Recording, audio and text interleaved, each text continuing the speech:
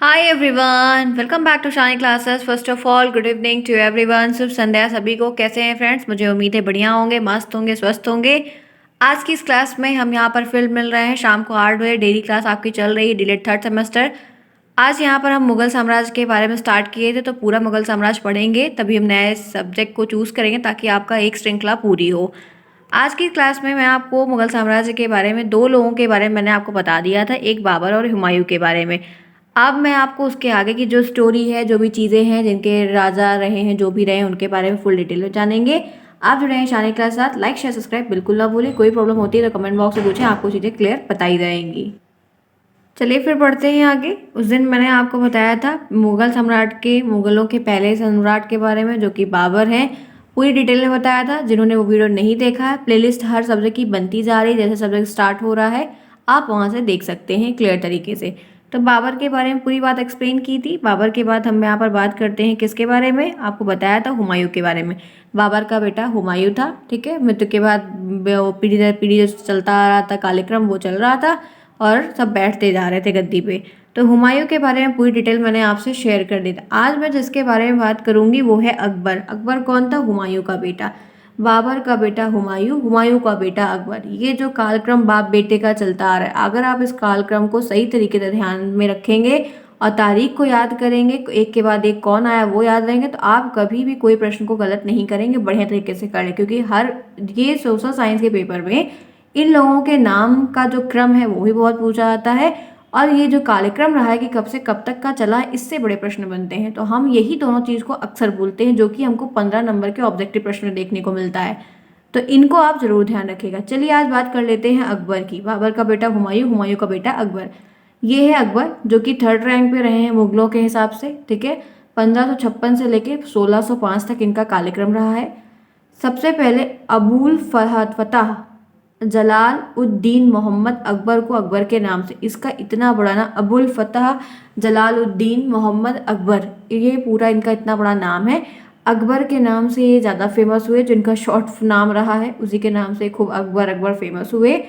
अब आइए बात कर लेते हैं हुमायूं के बाद एक रेजिमेंट बैरम खान ने भारत में युवा सम्राट की मदद से भारत में मुगल साम्राज्य को मजबूत कर दिया था। हुमायूं की वजह से हुमायूं का जो कार्यक्रम रहा, हुमायूं की डेथ हो गई। हुमायूं की डेथ होने के बाद जो है एक बैरम खां उनके मंत्रिमंडल में रहे थे, और फिर इन्होंने अकबर के लिए, अकबर का साथ देने के लिए और बहुत सारी चीज़ों को ध्यान में रखते हुए भारत में युवा सम्राट की मदद की। और ये जो अकबर था एक युवा सम्राट कहला है, और इनकी मदद की और मुगल साम्राज्य को बहुत मजबूत बनाया। तो यानी कि आप देख रहे हो कि हर शासक जो मुगल के आए, एक के बाद एक आए, कोई ना कोई उसमें एक तरह से चाणक्य में चंद्रगुप्त के साथ चाणक्य थे, वैसे आप देख रहे हो कि इन मुगलों के साथ भी कोई ना कोई इनका मंत्रिमंडल अधिकारी, इनका सेना नायक, सेनापति, एक ऐसा इंसान जो उनको हर चीज़ में, हर पड़ाव पे मदद करता रहा।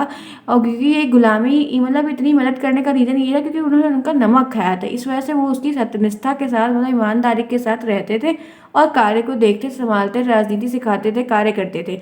तो बैरम खां का जो रोल रहा है वो अकबर के टाइम ड्यूरेशन के समय बहुत ज़्यादा अच्छा रहा है। समझ रहे हैं आप? तो मुगलों के साम्राज्य को मजबूत किया, मतलब साम्राज्य था तो, लेकिन वो मजबूती, वो नाम, वो एक डर और बहुत सारी चीज़ें जो ये चाहते थे वो नहीं हो पाए थे। तो अकबर की मदद करने वाला इंसान जो था वो था बैरम खां। चलिए और आगे बताते हैं। सबसे महान शासकों में से एक माना जाता है कौन? अकबर। अकबर का नाम बड़ा फेमस, जैसे अशोक बहुत फेमस हुए थे, वैसे ये अकबर भी कहीं ना कहीं उसी तरीके से फेमस हुए थे। ठीक है, तो यहाँ पर है कि सबसे महान शासकों में माना जाता है। बैरम खां की मदद से पानीपत की दूसरी लड़ाई 1556 में हेमू को हराया। अब देखिए, 15 पानीपत की जो लड़ाई थी वो बाबर के टाइम पर हुई थी। अकबर के दादा जो बाबर थे वो भी पानीपत की लड़ाई लड़े थे, ठीक है, याद आ रहा है कि नहीं? इब्राहिम लोदी के साथ अफगानों को मार भगाया था। तो ये पानीपत की लड़ाई, पहली लड़ाई तब हुई थी, और पानीपत की दूसरी लड़ाई जो हुई थी वो अकबर के साथ हुई थी। फिर अकबर ने हेमू को हराया था, बाबर ने भी हराया था और अकबर ने भी हराया था। दोनों लड़ाइयों में मुगलों की ही जीत हुई थी, पानीपत की पहली लड़ाई में भी, पानीपत की दूसरी लड़ाई में भी। तो टाइम ड्यूरेशन और किसको कौन हराया था ये बात ध्यान रखिएगा। इब्राहिम लोदी को, इब्राहिम को हराया था बाबर ने, और यहाँ पर अकबर ने हेमू को हराया था पानीपत की दूसरी लड़ाई में। तो दोनों लड़ाई में मुगलों की ही कुल मिलाकर जीत हुई। यहाँ पर है बाज बहादुर नहीं राज बहादुर होगा। राज बहादुर को हराकर मालवा ने 1561 में विजय पाया वहां पर। उसके बाद में गढ़कंटक में रानी दुर्गावती के द्वारा शासित पे चित्तौड़ में 1568 में, रणथंभौर कलिंजर में 1559 में, गुजरात में 1572 में मेवाड़ की हल्दी घाटी का युद्ध हुआ था। 1576 में अकबर ने राणा प्रताप को, मतलब अकबर की लड़ाई इतने लोगों के साथ 1561 में भी हुई, मालवा पर विजय पाया था अकबर ने, ठीक है। उसके बाद फिर रानी दुर्गावती के द्वारा शासित चित्तौड़ की लड़ाई हुई, अकबर की चित्तौड़ की लड़ाई हुई, अकबर की रणथंभौर की लड़ाई हुई, अकबर में गुजरात की लड़ाई हुई, अकबर की मेवाड़ों से लड़ाई हुई, और अकबर ने फिर राणा प्रताप को हराया था। इतनी सारी लड़ाइयाँ अकबर ने लड़ी थी। आप देख सकते हैं कि अकबर ने बहुत सारी लड़ाइयाँ लड़ी। क्लियर हुआ यहाँ तक? तो इतनी सारी लड़ाइयाँ इन्होंने अगले अगले टाइम पर, मतलब अलग अलग टाइम पर इन्होंने लड़ी है। आगे बढ़ते हैं। नेक्स्ट पॉइंट है 1572 में गुजरात पर विजय के बाद फतेहपुर सिकरी में बुलंद दरवाजा का निर्माण करा। अकबर ने बुलंद दरवाजा बनवाया था। अकबर ने हरखाबाई जोधाबाई के रूप में भी जाना जाते हैं, इसे निकाह किया था, जो राजपूत शासक भरमाल की बेटी थी।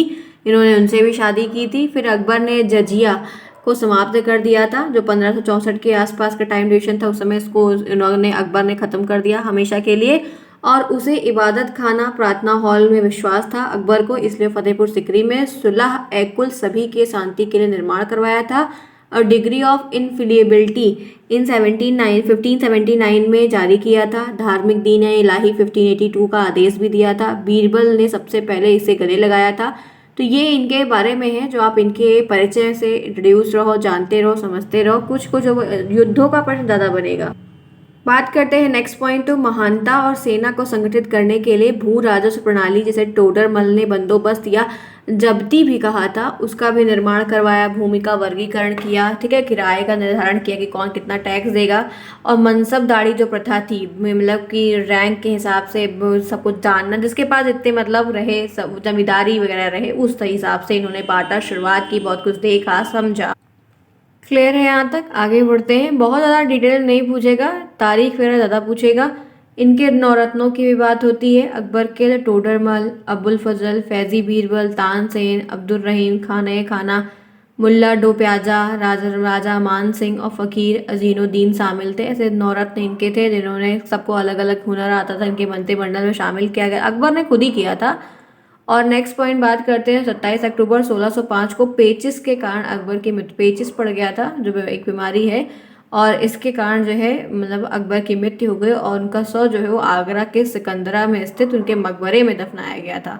ठीक है, तो ये आप देख सकते हो कि ये अकबर का पूरा जीवन था जो मैंने आपको बताया। अब मैं आपको एक स्टोरी के रूप में भी बताना चाहूँगी। तो पॉइंट वाइज था कि कहाँ पर क्या प्रश्न बन रहा है, किससे क्या लड़ाई हुई, किस टाइम ड्यूरेशन पे हुई, वो आपको ध्यान रखना होगा। लेकिन चलिए मैं आपको एक स्टोरी के फॉर्म में बताती हूँ, ताकि अगर आपको थोड़ा सा याद भी रहेगा तो शायद आप बहुत अच्छा लिख ले जाएंगे या कर पाएंगे। क्लियर यहाँ तक? तो अकबर की बात हम कर ही रहे थे, तो आपको बताना चाहती हूँ बहुत सिंपल तरीके से। अगर हम अकबर की बात करते हैं तो 13 साल की अल्प आयु में, कौन से, ये जो अकबर थे ये 13 साल, जैसे बाबर 12 साल का था, वैसे ये 13 साल की ही एज में, 13 साल के जब थे तो इनको सम्राट बना दिया गया था। इनको जो है फिर उस 13 साल की उम्र में इनको राजा बनाया गया था, क्योंकि हुमायूं की मृत्यु हो गई थी। उसके शासनकाल के 3 अवधियों में विभाजित कर दिया गया था। उनके उसके शासनकाल को 3 अवधियों में डिवाइड कर दिया किया जा सकता था उस समय। तो मतलब उतना ड्यूरेशन पे उन्होंने राज्यपाट को चलाया। तो पहला काल जो बांटा गया वो 1556 से लेके 1570 तक का बांटा गया। इसके मध्य में क्या हुआ था कि अकबर के संरक्षक, जो बैरम खां की बात आई थी, वो कौन था पता है? अकबर का संरक्षक था।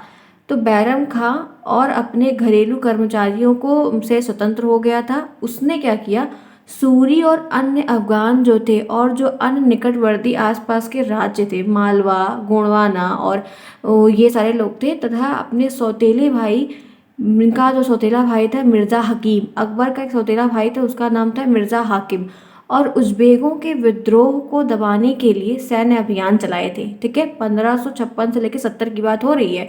फिर 1568 में 68 के टाइम पर सिसोदिया की राजधानी चित्तौड़ पर इन्होंने रणथंभौर पर कब्जा भी कर लिया था। तो एक काल तो इनका ये हो गया। दूसरा जो इनका काल पटा है वो 1570 से लेके 1585 तक था। ठीक है, 3 काल में डिवाइड हुआ था इनका पूरा कार्य वगैरह। तो पहला काल तो वो था जब रणथंभौर पर कब्जा कर लिए थे। दूसरा इनका 1570 से लेकर 1585 के बीच में रहा था, जब इन्होंने क्या किया कि गुजरात के विरुद्ध सैनिक अभियान छेड़ दिया था। इन अभियानों के बाद में उसने क्या किया कि पूर्व में बिहार, बंगाल को, पहला पूर्व की तरफ बिहार को, पूर्व की तरफ बंगाल को, उड़ीसा में भी इन्होंने अभियान चला दिया था। कहते हैं कि 1579 से लेके 80 में मिर्जा हकीम के पक्ष में हुए जो विरोध हुए थे, विद्रोह ने इनको इतना ज़्यादा जटिल कर दिया था कि वहाँ से फिर निकल पाना इनके लिए काफ़ी मुश्किल हो गया था। तो वहाँ पर बहुत ज़्यादा विजय हद से हद नहीं हो पाई थी। तो वो एक टाइम ड्यूरेशन रहा था। और तीसरा खंड जो इनका विभाजित हुआ था वो 1585 से लेके 1605 तक इनका कार्यक्रम रहा। इसके मध्य में अकबर के साम्राज्य का बहुत ज़्यादा विस्तार हुआ। सबसे लास्ट का जो टाइम ड्यूरेशन था अकबर का, जो इतना अकबर अकबर हुआ ना, वो इसमें ही हुआ था। तो कहते हैं कि उसके मध्य में अकबर के साम्राज्य का विस्तार हुआ था और उत्तर पश्चिम में अभियान चलाए थे ये लोग। सूफीवादियों को हराकर इन्होंने कांधार पर कब्जा कर लिया था। कहाँ पर किया था? इन्होंने कांधार पर कब्जा किया था और कश्मीर को भी जोड़ लिया था। मिर्जा हाकिम की जो मृत्यु हो गई, मिर्जा हाकिम जिनका सौतेला भाई थे, उसकी मृत्यु हो गई इस बंदे की। जब उसकी मृत्यु हो गई तो हाकिम की मृत्यु के पश्चात इन्होंने काबुल को भी अपने राज्य में शामिल कर लिया था। मतलब कंधार भी, कन्नौज भी, काबुल भी, सब इनके उसमें हो गया था। और काबुल को जब इन्होंने मिलाया तो दक्कन में भी, फिर जब इतने बड़े हो गए तो दक्कन एक थोड़ा एरिया खाली पड़ा तो वहाँ पर भी जाके छेड़खानी कर दी और वहाँ पर भी अभियान की शुरुआत की। फिर बाद में बाबर, खानदेश, अहमदनगर के कुछ हिस्सों को भी अपने राज्य में इन्होंने फिर मिला लिया। और अकबर का जो साम्राज्य था वो अकबर अकबर अकबर, चारों तरफ अकबर ही हो गया, खूब अकबर विख्यात हो गया। फिर लास्ट में अकबर का शासनकाल चल रहा था, लेकिन अकबर का जो बेटा सलीम था उसने बड़ा विद्रोह खड़ा कर दिया। अकबर का बेटा सलीम जो था उसने विद्रोह खड़ा कर दिया। उसकी वजह से जो ये अकबर के साम्राज्य का जो कालक्रम चल रहा था वो थोड़ा लड़खड़ा गया। बेटे ने ही विद्रोह कर दिया और जिसके बाद फिर आगे चलकर क्या हुआ कि लड़ाई वड़ाई बहुत हुई, अकबर की फिर मृत्यु वगैरह भी हो गई। और यही जो सलीम था, अकबर का बेटा सलीम है, ध्यान रखना, अकबर का जो बेटा सलीम है बाद में यही जहांगीर कहलाया, जो आप जहांगीर के नाम से जानते हैं और सलीम का नाम भी सुने हैं। ये दोनों बंदे एक हैं, यानी कि बाबर का बेटा हुमायूं, हुमायूं का बेटा अकबर और अकबर का बेटा जहांगीर। यही सलीम जो था वो अकबर का बेटा था। तो ये अकबर की स्टोरी थी जो मैंने आपको आज यहाँ पर क्लियर तरीके से पूरी डिटेल में बताई कि क्या क्या कैसे हो रहा था। यहाँ तक क्लियर हो गया? अकबर की पूरी डिटेल मैंने बताई, अकबर का पूरा परिचय बताया, क्या क्या किया वो सब कुछ बताया। आई होप आपको सभी को समझ में आया होगा कि क्या क्या चीज़ें यहाँ पर कही जा रही हैं। जिन्होंने क्लास को नहीं लाइक किया है तो क्लास को लाइक करना बिल्कुल ना भूलें। मेहनत हो रही है तो आपका भी पॉजिटिव रिस्पॉन्स मुझे मिलना चाहिए।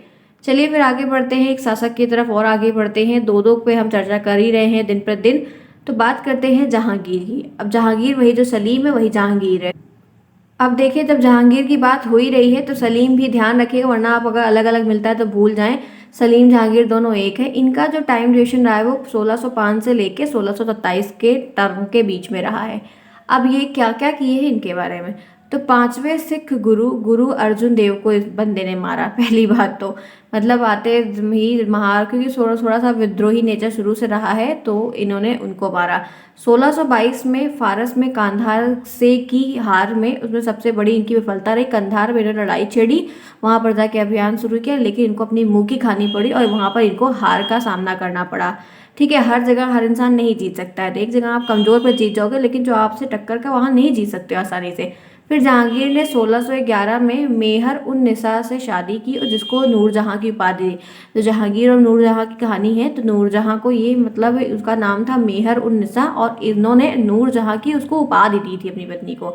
फिर इन्होंने स्याही न्याय चाहने वालों के लिए आगरा के किले में जंजीर ए अदल की स्थापना की थी। जो स्याही न्याय चाहते थे, बहुत सारे लोग थे उनकी चीज़ों को फॉलो करने वाले, तो वहाँ पर इन्होंने जंजीर ए अदल की स्थापना भी उस समय की थी। इनके बारे में फिर यहाँ पे कहते हैं, इन्होंने शाही न्याय को चाहने वाले के लिए स्थापना की, काफ़ी कुछ बनवाया। बहुत ज़्यादा इनके बारे में नहीं है। कप्तान हॉकिंस और सर थॉमस रो ने उनके दरबार का दौरा भी उस समय वहाँ पर आए थे और किया था। इनके टाइम ड्यूरेशन पे आए तो गए थे इनके किले पे, देखा, सब कुछ था। तो ये जहांगीर के बारे में छोटी सी डिटेल थी, बहुत ज़्यादा नहीं है, लेकिन ये कि स्वभाव से बहुत अच्छे नहीं कहलाए थे, क्योंकि इनकी पिता से ही लड़ाई चल रही थी और उस समय ये एक प्रकार से जैसे एक तकलीफ भी थी इनके बिहेवियर। फ्रेंड्स, ये सारी बातें रही, मैं एक बार फिर बता देती हूँ। जहांगीर का जो टाइम ड्यूरेशन रहा है वो 1605 से लेकर 1627 में रहा है। कहते हैं कि जहांगीर ने अकबर के सैन्य अभियान को बहुत आगे बढ़ाया था कहीं ना कहीं रूप से। मेवाड़ में सिसोदिया शासक अमर सिंह ने मुगलों की सेवा को स्वीकार कर लिया था आगे चलकर। इसके बाद सिखों ने, अहोमों ने और अहमदनगर के खिलाफ भी अभियान बंदे ने चलाया था, और जहाँ पे उसको सफलता बहुत पूर्ण तरीके से नहीं मिली थी, आधी अधूरी मिली थी जहांगीर को। और जहांगीर के शासन के अंतिम वर्ष में राजकुमार खुर्रम और बाद में सम्राट शाहजहां कहलाए थे, इन्होंने विद्रोह किया था। और जहांगीर ने अपनी पत्नी को नूरजहां ने शाहजहां को हंसिए पर धकेलने के प्रयास भी वगैरह किए थे, मतलब मारने का प्रयास भी किया था, जो कि असफल रहे थे, नहीं कर पाए थे। तो ये सब भी जहांगीर के टाइम ड्यूरेशन में देखने को मिलता है। तो मैंने आपको इतनी बातें आज यहाँ पर शेयर की, नॉर्मल तरीके जो था इंपॉर्टेंट था सारा बताने का प्रयास किया है। चलिए आते हैं, आज बात कर लेते हैं शाहजहां की भी, क्योंकि इनके बारे में बहुत सारी चीज़ें देखने को मिलती है, तो थोड़ी सी डिटेल इनके बारे में जान लेते हैं। शाहजहां का टाइम ड्यूरेशन कहते हैं कि 1628 से लेकर 1658 के आसपास का रहा है, ठीक है। 27 भी कहीं कहीं देखने को मिलता है। शाहजहां को निर्माण का एक अतुलनीय शौक था। ये बंदा ऐसा था कि इसको बनाने का बड़ा शौक था, क्रिएटिव टाइप का था, हर चीज़ बनाने का इनका एक मन में था, बनाया करते थे। तो इन्होंने शासन में इनके शासन को जो रहा है टाइम ड्यूरेशन, तो आगरा के ताजमहल और दिल्ली के जामा मस्जिद की आदि जैसे बहुत सारे स्मारकों का निर्माण शाहजहां ने करवाया था। इसीलिए कहते हैं, देखा गया है कि कहीं ना कहीं हद तक शाहजहां का नाम बड़ा फेमस भी हुआ है इतिहासों में, क्योंकि इन्होंने बहुत अच्छे अच्छे मोन्यूमेंट्स बनाए हैं जो आज भी हैं यहाँ पर इंडिया में। इनका जो शासन काल रहा है, शासन काल में मुगल शासन की संस्कृति उत्थान का समय माना गया था उस समय, ठीक है। जो संस्कृति थी उस समय से उत्थान और पतन दो चीज़ें एक जैसी हैं। मुगल के शासन का उत्थान और पतन दूसरे का विपरीत है। उत्थान में जैसे मतलब कि उभर के आना, संस्कृति को निखारना, मुगल मुगल क्या है, मुगलों के बारे में, उनका धर्म, उनकी संस्कृति, उनकी चीज़ों को लेकर विख्यात करना, उनके बारे में हर चीज़ बनवाना। तो ये काम कहीं ना कहीं हद तक जो है, ये शाहजहाँ थोड़ा इसलिए भी जाने गए कि हर जगह निर्माण करवाए हैं, कार्य को देखे हैं, बनाए हैं, ठीक है। और इनके सैन्य अभियान की अगर बात करते हैं तो साम्राज्य को दिवालापन के कगार पर भी ला दिया, क्योंकि ये हर जगह जब आप बनवाई कर रहे हो तो कोष भी तो खाली होता जाएगा आपका। तो कुछ ये भी सीन इनके टाइम पे रहा था। उनके पुत्र ने विभिन्न मोर्चों पर बड़ी सेनाओं की कमान भी संभाली, के लड़के भी थोड़ी अच्छे रहे थे, काफ़ी जगह पे कमान को जहाँ पर रहे वहाँ पे संभाला था। और ये शाहजहाँ के शासनकाल के दौरान मारवाड़ी घोड़े सामान आए थे, मतलब ये मारवाड़ के जो लोग थे उनका थोड़ा इनका आना जाना बहुत सारी चीज़ों को था, पहले आए जाए किए, फिर जो है लड़ाई वड़ाई भी बहुत इनसे हो गई थी। फिर अनंत प्रेम स्मारक ताजमहल को बनवाया आगरा में स्थित, जो भी आज भी है। शाहजहां ने 1631 में मुमताज़ महल के नाम से मशहूर अपनी पसंदीदा बेगम, तो इनका नाम और ये क्या कहते हैं, अजुर्मंचल बानो बेगम के लिए एक मकबरा भी बनवाया था। तो अपनी बेगम के लिए याद में इन्होंने कहते हैं कि बनवाया था, हम लोगों ने देखा भी, बहुत सारी चीज़ें हैं जो इन्होंने की थी। काफ़ी बढ़िया शाहजहाँ का रहा है। गुरु हरगोविंद के नेतृत्व में सिखों का विद्रोह भी उस टाइम पर हुआ, और शाहजहाँ ने लाहौर में सिख मंदिर को नष्ट करने का आदेश भी दे दिया था। तो कहीं कहीं आप देखिए कि अपने को बनाए जा रहे हैं, दूसरे धर्म के उसको तोड़े जा रहे हैं। अब सिख मंदिर को जो लाहौर में था वहाँ पर काफ़ी बड़ा विशाल मंदिर नष्ट करने का आदेश भी दिया था। हद तक तो ये कहते हैं कि सफल भी हो गए थे, बहुत नाज भी इन्होंने कर दिया था। तो जितना अच्छी चीज़ें हैं उतना कहीं ना कहीं बुरी भी हैं, इन लोगों के बारे में ये बात देखने को मिली है। तो मैंने आपको शाहजहाँ के बारे में, जहांगीर के बारे में और अकबर के बारे में, आज 3 मुगल शासकों के बारे में पूरी डिटेल में एक परिचय के तौर पर बताने का प्रयास किया कि बताऊँ आपको। चलिए मैं एक ओवरऑल दे देती हूँ। शाहजहाँ का जो टाइम पीरियड है, मैं आपको पूरी बात बता रही हूँ, जितनी चीज़ें याद है फिलहाल के लिए, जो आपको भी समझ के रखनी है, चलनी है, कि शाहजहाँ का जो टाइम पीरियड था वो 1627 से लेकर 1658 के टाइम ड्यूरेशन के बीच में रहा है। दक्कन में कहते हैं, ये मैं आपको बता दी हूँ, दक्कन में शाहजहाँ ने अभियान जारी रखे। अफगान अभिजात खान और जहान लोदी ने इनको विद्रोह किया और वहाँ पराजित हुआ। अहमदनगर के विद्रोह का भी अभियान इन्होंने शुरू कर दिया, जिसमें बुंदेलों की हार हुई थी। किसकी हार हुई थी? बुंदेलों की हार हुई थी। और अरोछा पर जाके इन बंदे ने कब्जा कर लिया था वहाँ पर। उत्तर पश्चिम की बात करते हैं तो वहाँ पे एक बल्ख नाम का कस्बा था, वहाँ पर भी इन्होंने कब्जा कर लिया। उज्बेकों के विरुद्ध भी अभियान को छेड़ दिया, जहाँ पर उज्बेकों से ये शाहजहाँ हार गए थे। और परिणाम स्वरूप ये देखा गया है कि कंधार के सूफीवादियों के हाथों में, फिर कंधार जो इनके हाथों में था वो सूफीवाद के हाथ में फिर चला गया था। और 1632 के टाइम ड्यूरेशन में, 16 के 32 के टाइम ड्यूरेशन में ये देखा गया है कि अहमदनगर को मुगलों के राज में मिलाया गया था और एक बाजीपुर की सेनाओं को भी इसमें सुलह करने का निवेदन भेजा गया था। शाहजहां के पुत्र का जो देखा गया है उत्तराधिकार को लेकर बड़ा झगड़ा हुआ पुत्रों के बीच में कि मैं बैठूंगा, इनके कई सारे पुत्र थे। और उसमें देखा गया है कि इसमें औरंगजेब की विजय हुई और दारा शिकोह एक जगह पर है, वहाँ पे कई सारे तीनों भाइयों की फिर आपस में लड़ाई हुई। वो एक दूसरे को मारने काटने के लिए लड़ाई पर उतर गए, घाट पर विद्रोह छेड़ दिया। और बाद में फिर देखा गया कि शाहजहां की जो शेष जिंदगी बची थी वो आगरा में फिर जो है कैद होके एक रूप से मर गई। ठीक है, ये लोगों का इतना बेकार रहा है। शाहजहां ने इतना कुछ बनाया था, इतना सब कुछ किया था, लेकिन इनके बेटों ने ही इनको कैद में गिरफ्त करवा दिया था और फिर बाद में शाहजहां की मृत्यु वहीं हो गई। आप ये बात सोच सकते हैं कि बेटे ही बाप के लिए काल हो गए। जैसे सलीम जहांगीर भी अकबर के लिए कहीं ना कहीं एक प्रकार से बहुत बेकार भी कहलाया है मैंने ये सलीम और ये जहांगीर जो है। और ऐसे शाहजहां के लिए बहुत दुर्दयनीय स्थिति हुई इस समय कि इनके बेटों ने ही कब्जा पाने के लिए बांट नहीं पाए, कर नहीं पाए, थोड़ा सही से संभाल नहीं पाया। बाद में जो है इनके बेटों ने इनको उम्र कैद के लिए जो है गिरफ्त में करवा दिया, मारा नहीं एक प्रकार से लेकिन मारना ही बराबर था। और आगरा के में कैद हो गए, फिर वहीं पे इनका मृत्यु का भी सब कुछ देखा गया। तो ये एक लालच है जो राजपाट को लेना, करना, चलाना, उसके लिए सब कुछ हुआ था। तो ऐसा चलता आ रहा है मुगलों में कि अपन पाने के लिए ही अपने बाप बेटे को मारते आ रहे हैं, करते आ रहे हैं, करे हैं उस समय बहुत सारा।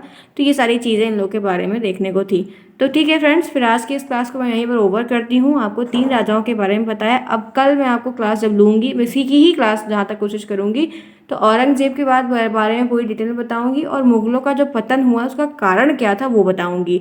तो मैंने आपको बाबर, हुमायूं, अकबर, जहांगीर, शाहजहां इनके बारे में पूरी डिटेल में सब कुछ बताया। इनका आपको जो काल है वो याद रखना है, कुछ युद्धों की जो लड़ाई है वो आपको याद रखना है और क्या क्या कौन बनवाया है वो याद रखना है। अदरवाइज आपको इतना बड़ा सिलेबस है, सिर्फ एक सेक्शन से प्रश्न नहीं बनने वाला है, पूरी किताब से बनकर आएगा। तो इस बात को ध्यान रखिएगा, बहुत परेशान ना हुई कि इतनी सारी डेट हम कैसे याद करेंगे, कैसे करेंगे, तो इतना आता ही नहीं है। आप हर बार देख चुके हैं, 2 पेपर देके आपने एक्सपीरियंस ले लिया है। चलिए फ्रेंड्स, फिर कल मिलेंगे नए टॉपिक के साथ। शाम को 8 बजे नई बातें करेंगे, नया टॉपिक देखेंगे, आगे का चर्चा करेंगे। फिर जैसी रही क्लास बताइएगा कमेंट बॉक्स में। Bye bye, take care.